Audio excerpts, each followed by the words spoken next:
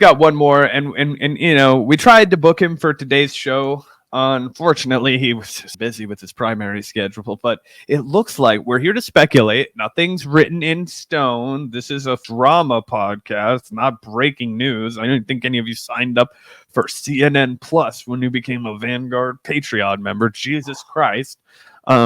But we speculate there's a chance that RFK Jr. finds a home in the Libertarian Party. Gavin, you want to run that story?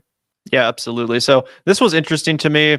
Much like Cornel West, RFK can't really decide where he wants to actually be party-wise, whether he is an independent or a Democrat, now potentially a libertarian. So let's take a look here. RFK on CNN. My campaign is looking at seeking the libertarian nomination to get access in all 50 states. So much like Cornel West, he's probably realizing just how impossible it is to actually get ballot access in all 50 states.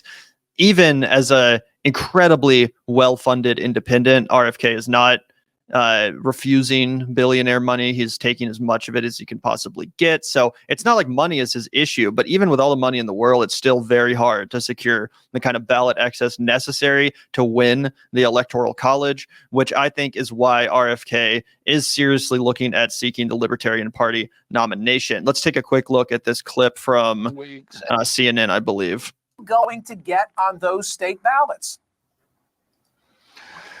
Yeah, we'll be on the ballot in every state. I mean, as you pointed out at the beginning of the show, we got into New Hampshire. People said it would take us weeks to get the signature. We needed 3,000 signatures in New Hampshire. We got 5,000 in a single day.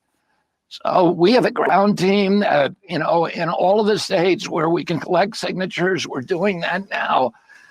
There's about 27 states, Michael, where you need a vice presidential candidate to start collecting signatures, but we have until August, so we're not going to have a problem getting on the ballot. We will be on the ballot. Okay, let me ask you this: and the District of Columbia. Is it possible that you will seek, as you are running as an independent, you will seek still to be the libertarian candidate, which would assure you getting on all 50 state ballots? That's something that we're looking at. We have a really good relationship with Libertarian Party. I'm going to be speaking at the California Libertarian Party convention. I think it's next week or maybe a couple of weeks. And then we're talking about me speaking in New York. But, you know, so that is, and then we have... Let me pause this. I'm fucking having an aneurysm. Oh my God, that's like nails on chalkboard. I'm sorry, I'm able. Hey, this guy's running for president. We can talk about how that was horrible to listen to. Oh my God, I would rather listen to Joe Biden on loop. Fuck. What's really humiliating, demoralizing, is that this guy that we're watching, that makes me clean a little blood out of my ear.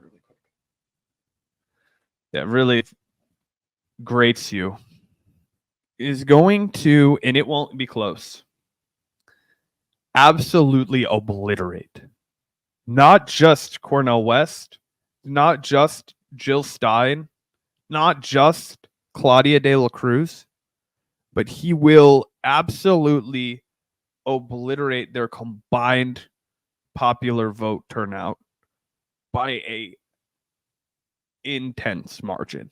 And I say this as the guy who literally makes fun of RFK for a living.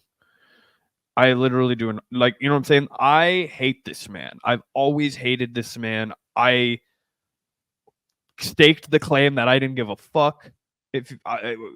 This guy's vile. Don't like him. So I can even see this one.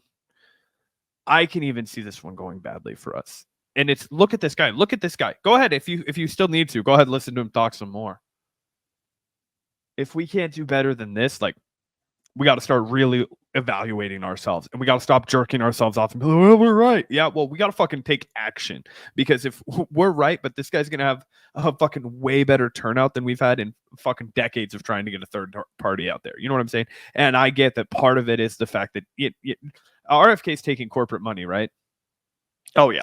Yeah, like that's the big thing. Is it's like obviously it's way easier, and it's the Kennedy name, but we already know those are our obstacles. So it's time to start thinking about how do we get over them? Because I mean, it's just humiliating. How am I supposed to go look at a fucking 13-year-old kid and be like, oh yeah, look at you guys are getting washed by the fucking nepo baby that can't talk right? Like, oh yeah, come join our team. That's full of winners. Like, you know what I'm saying, guys? We got to get our shit together. We got to start advertising for the kids. Yeah. So this is interesting, and I want to specifically spotlight the response from Dave Smith, who's a pretty prominent libertarian commentator, because while I agree, Zach, that if RFK gets on the ballot as a libertarian with 50 state ballot access, I obviously 100% echo your opinion that he will clobber Cornel West, Jill Stein, all of the lefty options combined. But I don't think it's necessarily going to be a cakewalk to the Libertarian Party nomination as much as it might seem like that on the surface, because you have to keep in mind who votes in a Libertarian primary. It's not just a bunch of random people that might have heard of RFK. No, it actually is people that are seriously committed to the Libertarian Party. And a lot of RFK Jr.'s policies are not exactly in line with real libertarianism, namely his policy as it relates to Israel and Gaza. Let's take a look here. Dave Smith. I don't know if you're familiar with Dave Smith, Zach, but he's a pretty He was on prominent. that Stitch and Adam podcast with Jimmy, where he was actually capable of making an argument. I don't really remember a ton about his work, but I remember that he was the one that stuck around after Jimmy fled. Yeah, he's actually able to like articulate a, position unlike Dorr. But here's what he has to say. And again, this isn't just somebody that's a random libertarian. This is one of the most influential libertarian voices online. He says, I have admired many aspects of RFK's campaign. His opposition to COVID tyranny, vax mandates, the Ukraine war, and the deep state have been nothing short of heroic. However, his support for the war in Gaza is disqualifying. We are the anti-war, non-interventionist party, and that's non-negotiable, period. He will not be our nominee, and I will do everything in my power to see that.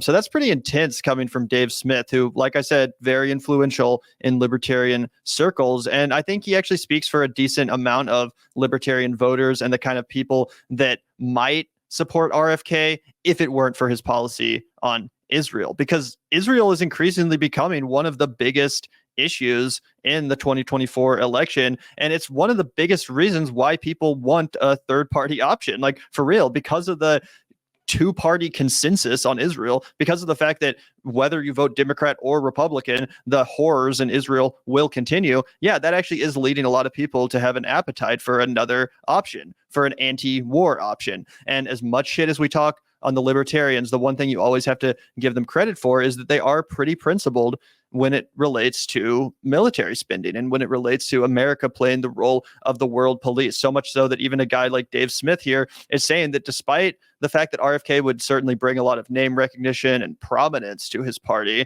that his support for the war in Gaza is straight up disqualifying, as it flies directly in the face of the anti-war, non-interventionist principles of the Libertarian Party. So do I think that RFK would have a chance at winning the Libertarian Party nomination? Yeah, I do. I think his name recognition is certainly formidable, but I think that Dave Smith does speak for a lot of libertarians. And I feel like if RFK enters the race, potentially so would Dave Smith or someone like him with a similar amount of clout that could say, absolutely not. No, we're not going to nominate a warmonger. We're not going to nominate someone who repeats AIPAC talking points to justify not only a genocide, but more importantly, in their minds, spending tons of taxpayer money on this stupid, useless war abroad, which is only going to decrease our national security. So what do you think about that, Zach? Does the Libertarian Party have closed primaries? I'm not sure. I was just Googling it, and it doesn't look like they have closed primaries. So at that point, I think that, RFK could just bulldoze it with supporters. Okay, we're all libertarians now. If you can do same-day sign-up to become a libertarian, I think he could give it a serious goal. But here's the other thing I am willing to double down on and say that I still think that he's going to outperform what we're anticipating, regardless of if he's on all 50 states. I think he's going to do pretty freaking well, and I can't explain it. I wrote it off. I dismissed it, but now I'm seeing it, dude. And the people want an option and unfortunately, the left just did not fucking seize on the moment and established themselves as the other option in anybody else's mind, unfortunately. Yeah. I think that you're certainly correct about that. I don't think that any third-party candidate will, outperform whatever RFK ultimately achieves in this election. But I do think his position on Israel and the fact that he's not actually offering a serious alternative to the duopoly in that crucial instance, I do think that's holding him back just to such a massive extent. Not just with libertarians, but frankly, with a lot of progressives and leftists that are just so hungry for an alternative. Be having a fucking heyday with him. Jimmy Dore would be having him on all the fucking time. Like, it's just, he didn't understand his base enough when he did that, because he was right that they, I don't know. He was right that they would go crazy when he says that he didn't want to be involved with Ukraine, which is why it's surprising to me that he didn't also understand that they would want him to have the anti-war analysis in Israel. But whatever, it's his undoing. I still think that he'll get 5-6%. You know what I mean? And I don't think that any of the other options that we've been discussing from the left get crack more than 2%. You know what I mean? So that's what's crazy. It's like, even without the 50 state ballot access, he could still ostensibly get more votes than all three of them combined.